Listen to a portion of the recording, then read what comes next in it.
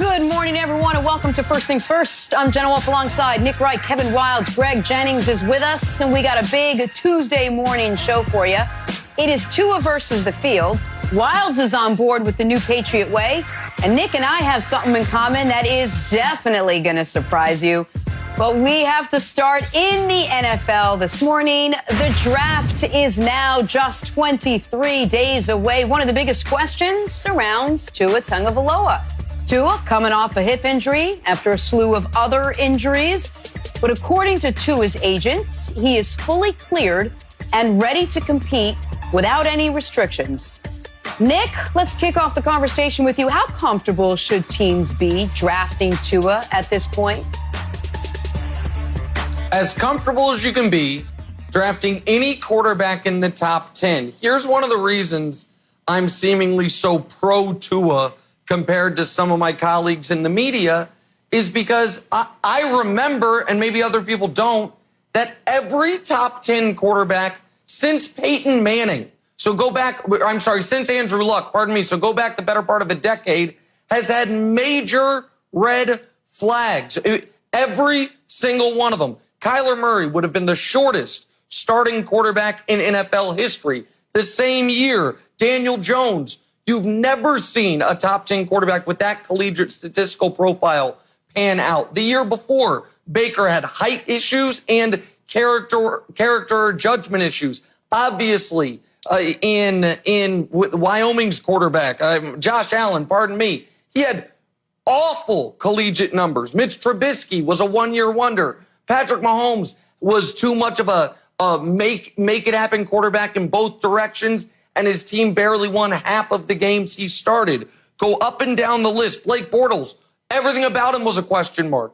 There aren't these sure things. This idea that Tua is more of a risk than your traditional top 10 pick, the safest top 10 pick in the last decade, post Andrew Luck, Wilds, is Sam Darnold. And even Darnold had question marks because of the turnovers his final year at USC. So I just don't buy that Tua is in a special category by himself because of the injury question marks, Kevin, because all of the top 10 quarterbacks have major question marks. Yeah, Nick, I think he's a little bit riskier than you might, but my advice to all GMs out there is fortune favors the bold. And to be a little bit simpler, don't be a wimp. Just don't be a wimp. At some point, you're going to be on a Zoom call with your front office, and the two words are going to come out. We're scared. You're going to be scared of his hip. You're going to be scared of the prognosis. You're going to be scared if he gets hit. You're going to be scared that you haven't had enough time with him. Don't be scared. It's pretty easy. Don't be scared.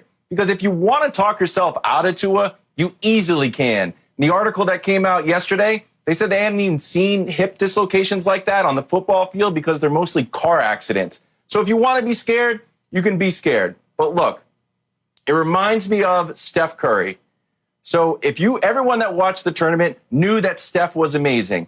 But then you started to read. Okay, his game won't translate. He's got bad shot selection. He's not a true point guard. He's got a frail frame. And then what happens? They draft Ricky Rubio and Johnny Flynn. And you passed on a franchise-making player because you got scared and you weren't bold. So my advice, Jenna, is to all GMs, do not be scared. Draft Tua.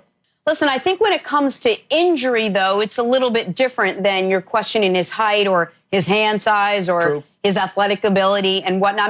Remember Sam Bradford? Remember, he barely played his last year. He had terrible shoulder injuries coming out of Oklahoma. He was still taken number one by the Rams. I guess, Greg, my question is, if teams believe in the talent, why not just take him since everything else seems to be a crapshoot, for lack of a better word? Yeah, Jenna, I think you make a better point than Nick even made with his comparisons of non-injury risks with Sam Bradford. And I think the number one thing teams have to consider is what they could potentially get. When it came to Sam Bradford, there weren't a lot of other quarterbacks available, and he was the obviously best available.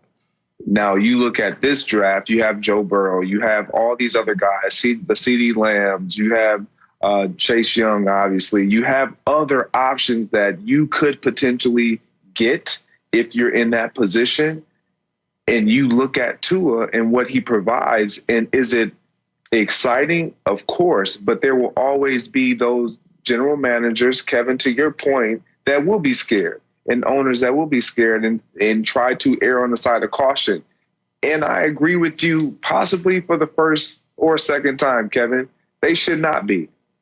High risk, high reward. He's a wild card. And in most decks, the wild card is the most important card and the most elusive, most exciting. Everybody is after it. Everybody's looking at their hand the moment they flip their cards over and saying, oh, shoot, I got a wild card. Good, great. It's a great thing to have. And so I love everything about Tua. The reason why a lot of teams are going to be a little leery is because they can't send their medical staffs to him, and he can't come to their clubs and their organizations and their buildings for their medical staffs to assess them. Teams like to have their personnel look at players, scout players, view players themselves, as well as their medical team assess players. And that can't happen right now. Wait, before we move on, if I may just quick, I apologize, Jenna. Just before we move on to where he could go, I'm just curious to the group. Why is one red flag different than the other? Why is a guy, we know how good he is. We know how talented he is. There is a concern about his health. Why is that scarier than a guy like Daniel Jones or Josh Allen or Mitch Trubisky, who it's like, well, they're big and strong and healthy, but we don't know if they're actually any good. Or a guy like Kyler Murray, who it's like, well, we know what he accomplished at the collegiate level, but we've literally never seen someone his size do it at the professional level. I don't understand why we're acting like the medical issue is so much different or so much worse than the others, when whether a guy can't play for you because he's hurt or whether he can't play for you because he stinks, either way, he can't play for you. So to me, all the red flags go in the same bucket, and we don't have a perfect prospect. Not since Luck, and it turns out even with Luck, he played 7 years and said, I've had enough of this. So I just don't know that I buy that Tua should be evaluated differently. The question with Joe Burrow is, why was he good for 1 year? Now, he was great for 1 year, but it was 1 year. Like, I just don't buy that Tua should be in a special class by himself, Jenna. And now this sits in every GM's lap who has a chance to move up and grab Tua. Do you get him or not? A red flag is a red flag is a red flag. So, Nick, let me just throw it back to you quickly. Where do you think he ends up? Who's going to take a chance on him? Well, he's not going to get past Miami. Miami would absolutely love if they can sit there at 5 and take him. But the question is, Washington, are they going to abandon Haskins, take Tua at 2? Are they going to trade out of the pick at 3? Detroit? Does Matt Patricia feel the pressure to win right now, try to alleviate some of that pressure by saying we've drafted the quarterback of the future? We know the Giants at 4 won't take him, but Wilds, could the Chargers try to jump in front of Miami and trade with the Giants if he's still there? There is no chance, in my mind, Kevin, he goes past 5 if the Dolphins are sitting there at 5. The question is, does he go 2, 3, 4 because a team trades up to get in front of Miami? To me, that's the real intrigue of this top 5 of the draft. Yeah, it's like what we talked about the other day. I do not, as a Patriots fan, I do not want to see Tua in the division. So I hope he goes to, the Redskins, I guess. Anywhere else.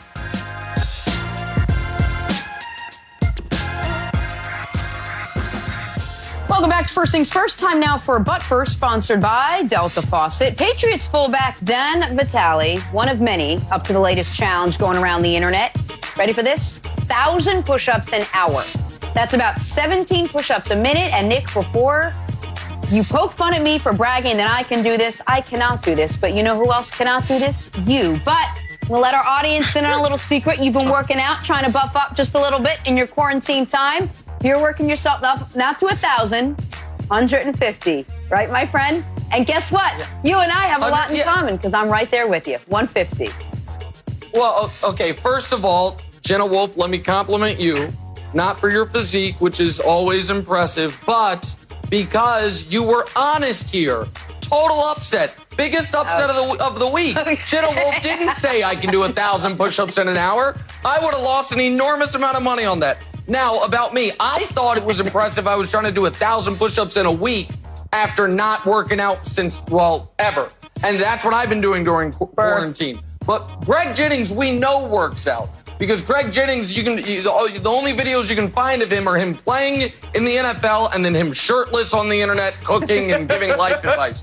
So Greg Jennings, I challenge you, sir, to the 1,000 push-up in an hour challenge, which strikes me as impossible. But if anyone can do it, you can do it. Greg, do you accept the challenge? Boy, that is peer pressure if I ever felt peer pressure in my life. But I don't get pushed into a corner. And because I know the importance of executing a perfect push-up from 1 to 1,000, Jenna, am I right? Yes, I know I am. I wouldn't even accept that challenge. I wouldn't even accept that challenge. But just because you said it, get in the way of the pursuit of greatness, just Greg. Hang on, Nick. You said I just may send something special to you and only you, so then you can show it to the world. Myself doing 1,000 push-ups in 35 minutes. Okay. No, that 35 minutes. Okay. You a damn lie. This is impossible. Now you sounding like Jenna Wolfe. I can do 1,000 burpees in the commercial break. Now it's just the lies and lies. All right. Well, listen, kudos to those pro athletes, yourself included, who can. If this was burpees, I'm up for the challenge. Let's move on quickly before Nick starts poking fun again.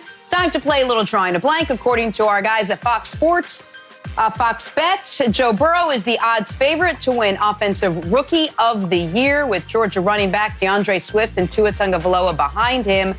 All right, Nick, Burrow being the runaway favorite to win Rookie of the Year is blank. A bad bet.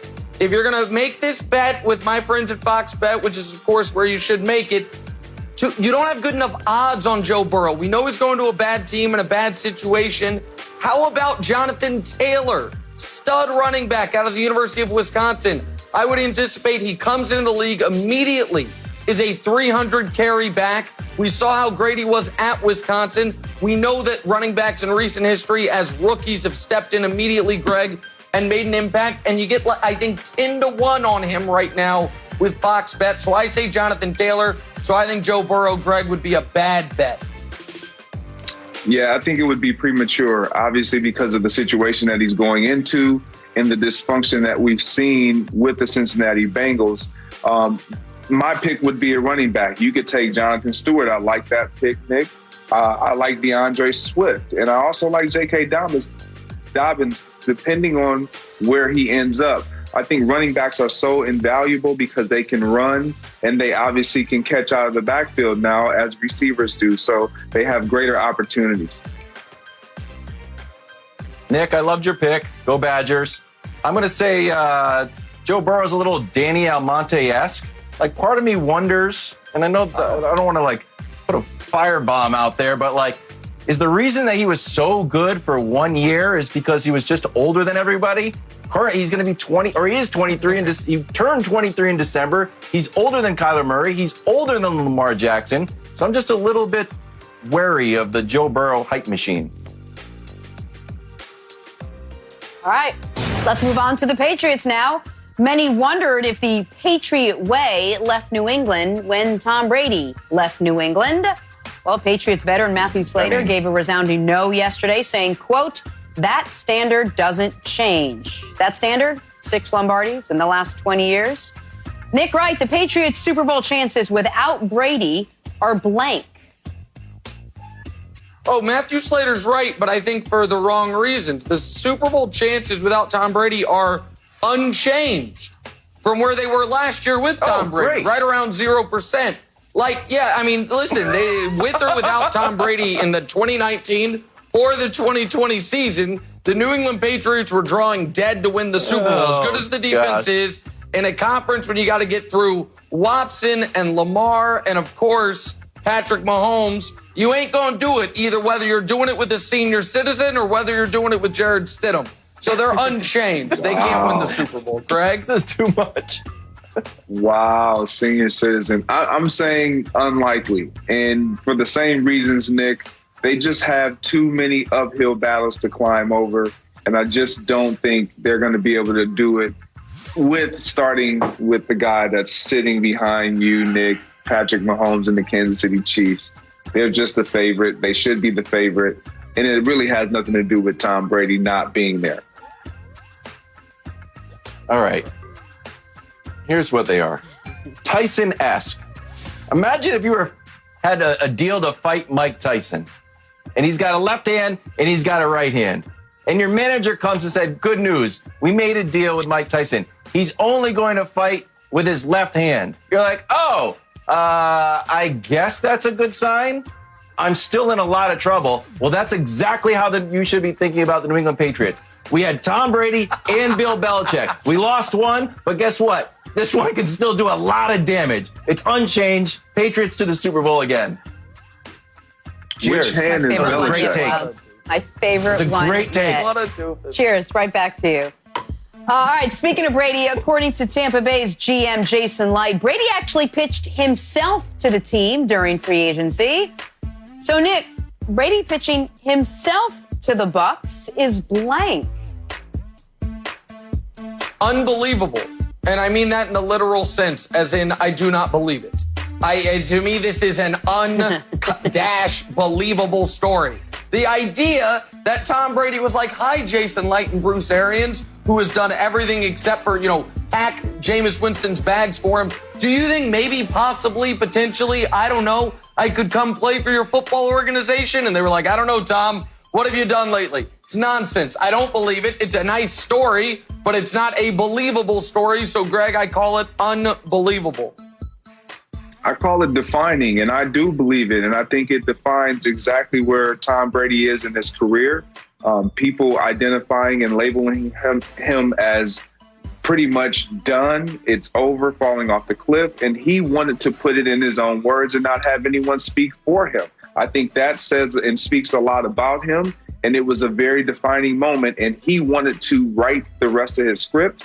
He wanted to converse and convey his message the way he wanted it to come across to general managers. And that's what he was able to do. And we see it worked.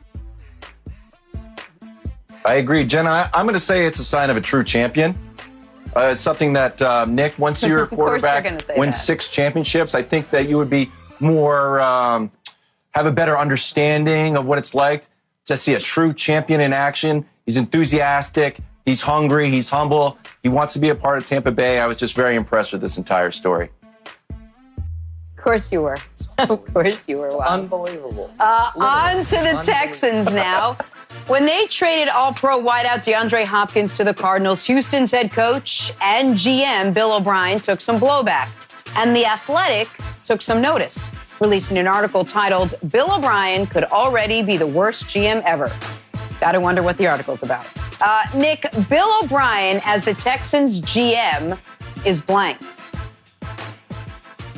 Fascinating, because it could be also groundbreaking, because the worst GMs in sports history almost are disproportionately NBA GMs. You have David Kahn, who Wilds alluded to earlier, taking 2 point guards ahead of Steph Curry. You have Jenna's guy, Kevin McHale, who thought he was working for the Celtics when he was actually working for the Timberwolves and gave them Kevin Garnett. Easy. You have the second or third greatest player ever, Michael Jordan, who's been running Charlotte into the ground for the better part of 10 years. And another great player, Elgin Baylor, his time with the Clippers. But the worst GM ever is Ted Stepien in the NBA. Why? Because they had to make a rule about him trading away first-round picks to where you can't do it in back-to-back years because he kept giving them away, called the Stepien rule. Could we have a Bill O'Brien rule coming? Stop trading for running backs. Stop trading multiple picks for above-average left tackles. Stop giving away the best players on your team for mid-round picks. Could a Bill O'Brien rule be in the works a la Ted Stepien rule in the NBA? So I call it fascinating. Can't wait to see how this plays out. I just feel terribly for Deshaun Watson, Greg. which is why I say it's prohibiting. It's prohibiting not only for the Texans fans, but for us as media, potentially being able to see Deshaun Watson be what we've seen Lamar Jackson become, which is an MVP, Patrick Mahomes become, which is an MVP. I don't know if it happens if he stays in the Texans uniform, and it's typically, or I shouldn't say typically, and it's primarily because of Bill O'Brien. So he's prohibiting us from seeing the extreme excellence of Deshaun Watson and potential hoist of a Lombardi trophy. All right, Kev. Bill O'Brien used to be the Patriots offensive coordinator. And today's your daily reminder, Nick, that Sportsbook has Deshaun Watson starting for the Patriots in 2021. You can get those odds. So part of me thinks Bill O'Brien's still working for the Pats. Excited to see welcome Deshaun Watson to Gillette. Kevin McHale. That'd be such a nice departure for a Boston team to do things outside of the rules. It'd just be shocking if a Boston team got caught up in a little bit of, scandal, subterfuge, malice intrigue. That's great. That's just great. Jenna, this segment came in quickly. Kevin, in the next commercial break. This is so irritating.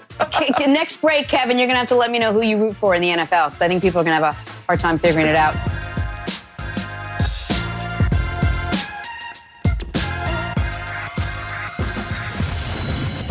Back here, first things first, talking a little Tom Brady. Most people who watched Brady compete last season didn't see the usual play of the six-time Super Bowl champ.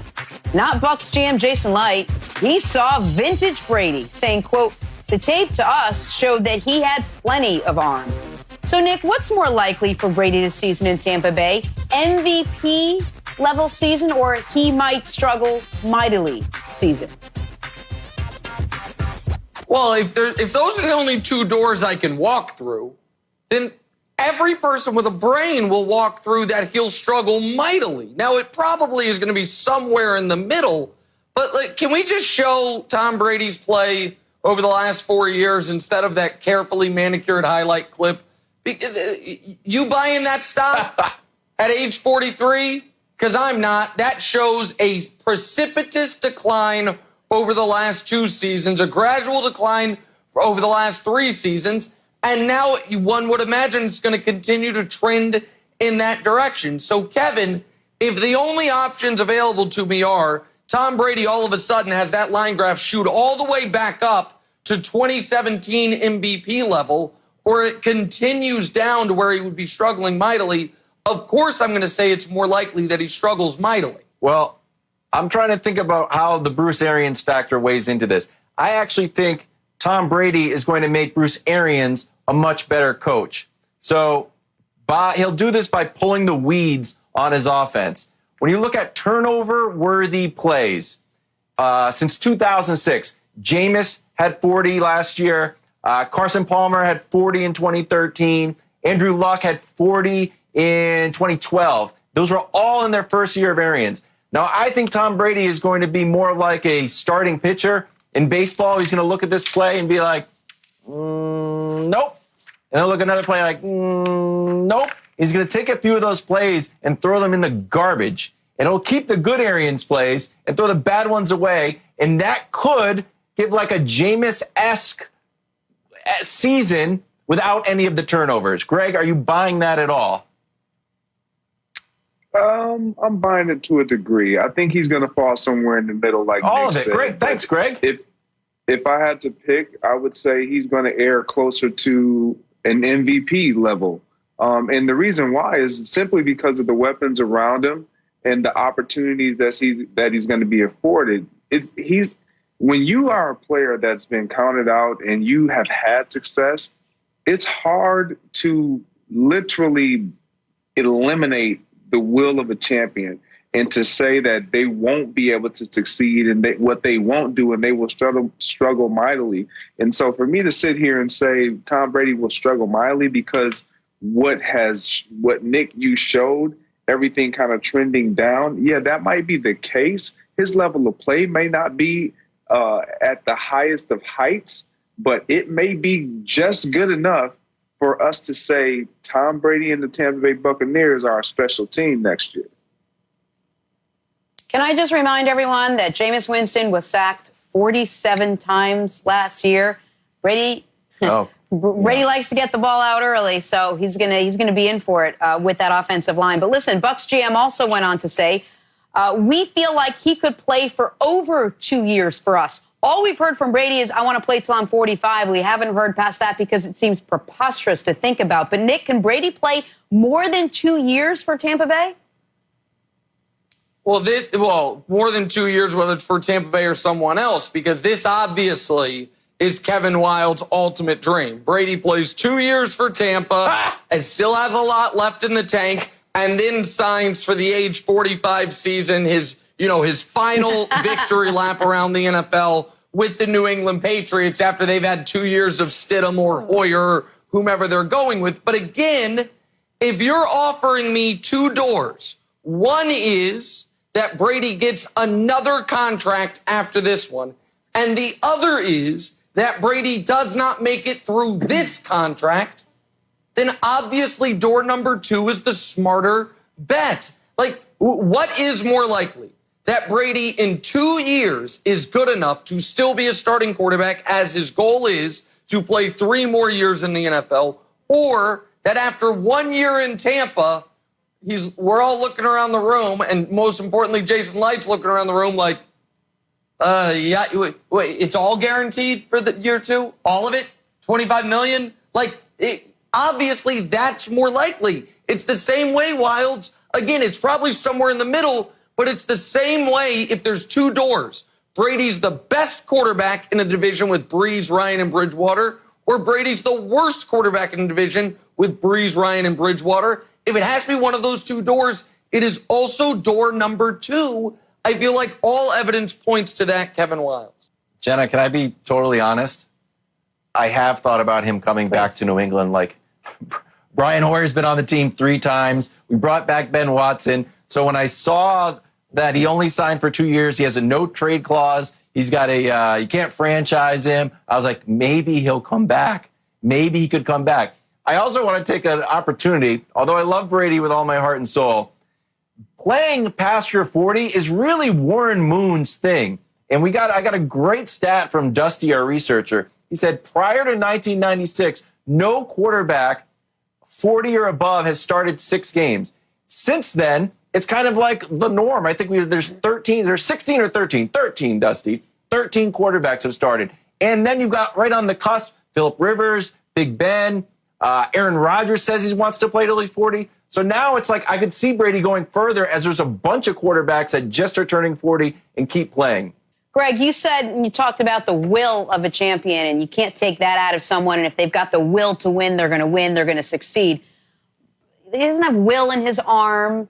He doesn't have will in his pliability and his durability. You know a lot about that. Yes. I mean, these are real legitimate issues to consider as you get older.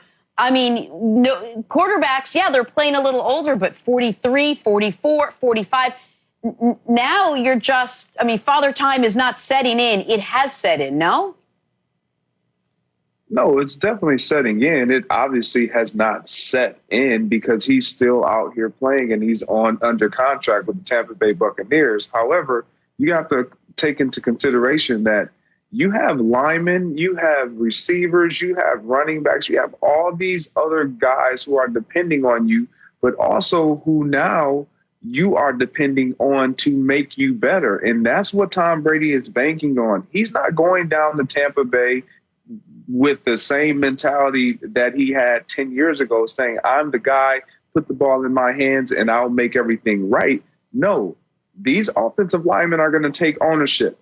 We're going to see some great play. We're going to see some poor play. But more than not, we're going to see them stepping up to the plate to make sure Tom Brady's uniform stays clean, because they understand, just like we do, he is older. He can't take those hits. We can't allow him to hit the ground. We can't allow him to hold on to the ball and be under duress every time he drops back. Now, some of that is going to be out of their hands to avoid, but for the most part, this is going to be the mentality of everyone across that roster, and specifically on that offensive side of the ball, is that we have to do whatever we can to make sure this works not only for Tom Brady, but for us, because we've never won. We haven't won. I'm not talking about the Bucs that did win. This team right now, this last 12 years, they have not experienced any amount of success, and they want it desperately. So I think they're going to do whatever it takes to make sure and to ensure Tom Brady is healthy and gives them that best chance. Nick, quickly, even if that means changing Bruce Arians' system, right? Well, yeah, I think there'll be adjustments, but again, maybe I'm a prisoner of logic. Men typically don't get better at anything in their mid-40s. Like, there's not a thing guys typically do. It's like, you know when I was at my best?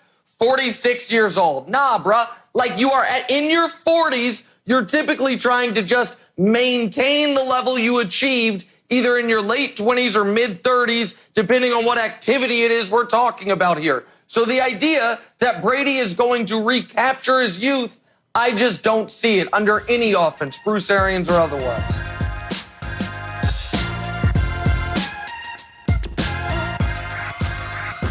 Back here, first things first, time for stories to start your morning. NFL owners are expected to approve an increased playoff field for the 2020 season today, expanding to 14 teams. Greg, what are your thoughts?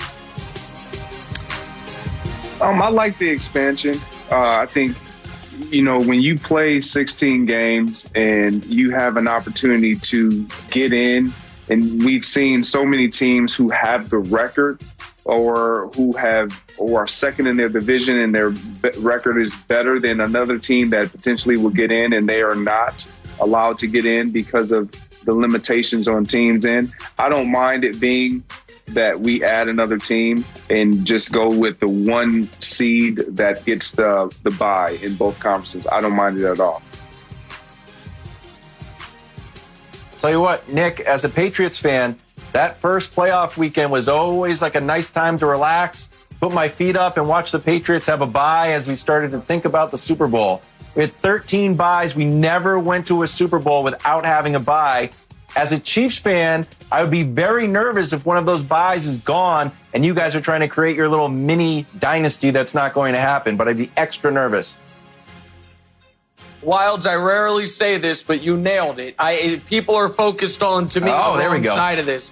People are focused on, are there going to be bad teams that make the playoffs? Usually the best team that misses the playoffs was a decent to pretty good team. That's not my concern. My concern is a totally selfish one. From people who are watching right now, which I guess is everyone I'm talking to, as they can see, I'm a fan of the best team in the league. But the best team in the league doesn't always have the best record in their conference. But they almost always have one of the two best records in their conference. A huge part of the Patriots' ability to make an unprecedented 8 consecutive conference championship games is that all 8 years they were the 1 or the 2 seed. So they had a bye. They only had to win one game to make the AFC title game. So if you're a fan of the Chiefs or of the Ravens, for example, I think at least temporarily this rule change will be a bummer to you because you expect to be one of the 2 best teams.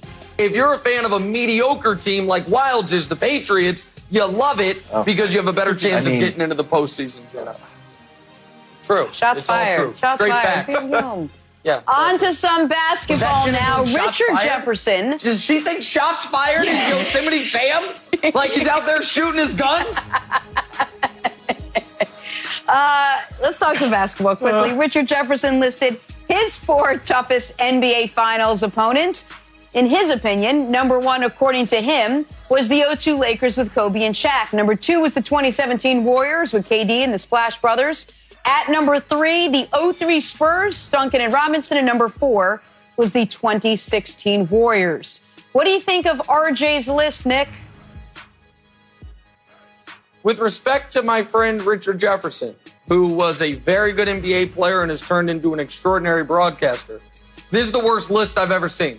This is the worst list ever been compiled. Do you know how difficult it is to come up with a 4-item list and to have literally all 4 items in the wrong place? If you randomly place them, the odds of getting all 4 wrong are more than 100 to 1. It's almost statistically impossible to get a list as bad as he got it. The accurate list is as follows. The toughest team Richard Jefferson ever faced in the finals was the 2017 Warriors, arguably the greatest offensive team of all time, and a team that was 15-0 in the NBA playoffs until Game 4 of the NBA Finals, finished 16-1.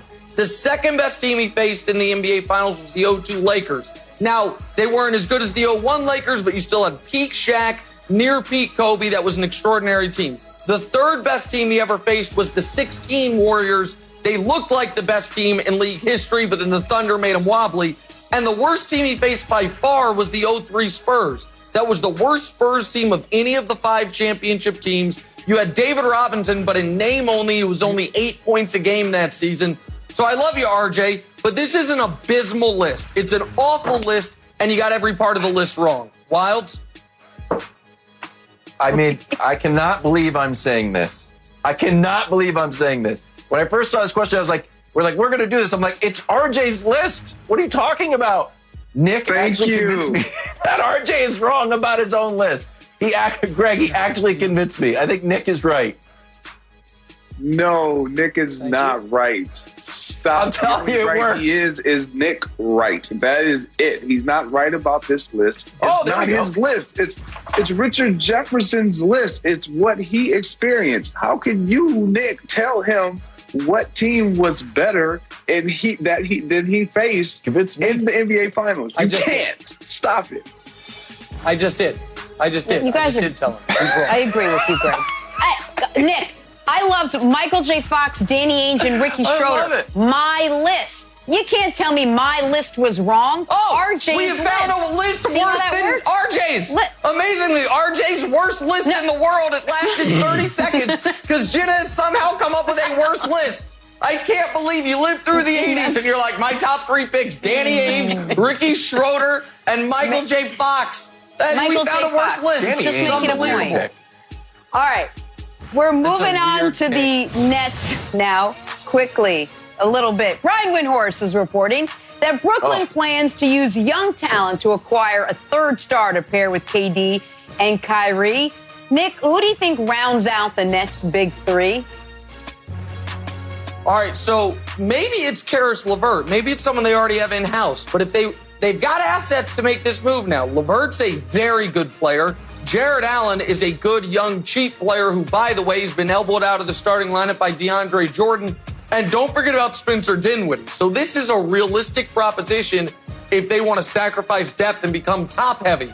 But if top-heavy means they add Bradley Beal or C.J. McCollum, oh, man, that is a dangerous team. That should be the best offense in basketball. If you have KD, let's hope he's close to full strength. Kyrie doing Kyrie things. Plus, Bradley Beal or CJ, one of whom I imagine might be available this summer. Wilds, that would be scary for Milwaukee and Toronto and Philly and the up-and-coming, hard scrabble Boston Celtics you root for if you added a third legitimate star to that team, Wilds. I always just wonder, is Portland ever actually going to move CJ? Like, I just don't, I was talking to my buddy who's a Blazers fan. He's like, this isn't our year, next year. Like, guys, we've been saying this since Clyde Drexler. Like, it's time to break up that team. And I would love to see CJ get on a great team. Sorry, Portland. I'd love to see CJ get on a great team. I'd love to see Bradley Beal get on a great team for, the all-star snub. I thought he was just, a great story. So I'm just happy if this happens. I don't totally believe in GM Kyrie. Behind the scenes, but if they want to start moving guys, I'd like to see CJ or Bradley there. Greg? Yeah, I don't know if CJ is going anywhere. I don't know if CJ even wants to go anywhere. He was back a few years ago talking about how he wanted to do it his way with Dame in Portland and win. So I don't know how hell-bent he is on getting out of Portland. Now, Bradley Beal is an interesting pickup if that were able to happen, because I think Bradley Beal is one of the best 2 guards in the National Basketball Association. He can shoot lights out. He can get his own shot up. You got KD, you got LeVert. You got to keep LeVert, in my opinion, Nick. He's the better of all their young talent. And obviously, if KD comes back 100% healthy, even if he's not 100% healthy, that's 4 guys that are very appealing for any NBA coach. And listen, that's the other point. It's a great point. They got to figure out who their coach is as well. Windhorst, who's the best he's great at this. He also floated Drew Holiday, who maybe he could be on the move. Yeah. Jenna, I would be concerned if I'm Brooklyn at adding a 30-year-old Drew Holiday when I think Kyrie Irving's body is a little older than his actual biological age. And so I wouldn't break up this young core to add Holiday, even though I love him as a player and I love his story. But if you can get Beal or you can get CJ, I think you bite the bullet, even if it means you got to move LeVert, Jenna, and you see if you have the only big three there is in the NBA right now. All right, let's move on to our final topic, a little golf. Haven't talked golf in a while, where Phil Mickelson is working on setting up a live streaming rematch with Tiger Woods. So, Greg, this had us thinking, what is the best one-on-one sports matchup you would want to see? No brainer. Give me Michael Jordan versus LeBron James. Now, it wouldn't eliminate the who's the GOAT. It wouldn't eliminate who's the GOAT, but it would just allow us to see into the psyche of both individuals on a one-on-one level. I just would want to see it happen. I think Michael Jordan's probably too old to play LeBron one-on-one. But if there was time machines, Greg, I'm 100% Michael Jordan in with is you. prime. Stop it, Wild. I know. I actually want to see. I'd like to see King of the Court, LeBron, KD. The other caveat of this is they were talking about maybe Phil and Peyton and Tom Brady and Tiger. That might be a thing. It's like it's a foursome that goes out. So I'm in on any live sports that we can get. All right, so we can do what we actually might be able to see. I would love to see a Mahomes, Aaron Rodgers, old school quarterback competition. Paint on the ends of the footballs, hit targets, see how far you can throw it. I think that would actually be really fun to see. The two most talented arms. Dan Marino probably has an argument, but in NFL history, as far as contemporary NBA King of the Court, we know who that is, so if we just have to do a one-on-one, Giannis versus Harden, after the little war of words that's quieted down, that could be fun. But I'm going to be honest, because I want to end the show on a high note. What I actually want to see, Jenna Wolfe, what I want to see is Usain Bolt race animals of increasing difficulty. Like Usain Bolt races a greyhound, then he races a horse, then he races a snow leopard, and we see how high up the charts he can get. Usain Bolt racing animals, that is must-see television when sports are going right now. I did not see That's a television show in at America. all. We got to go. We'll be back here tomorrow morning, 9 a.m. Eastern. Hope you join us. Stay safe. Have a great day, everyone.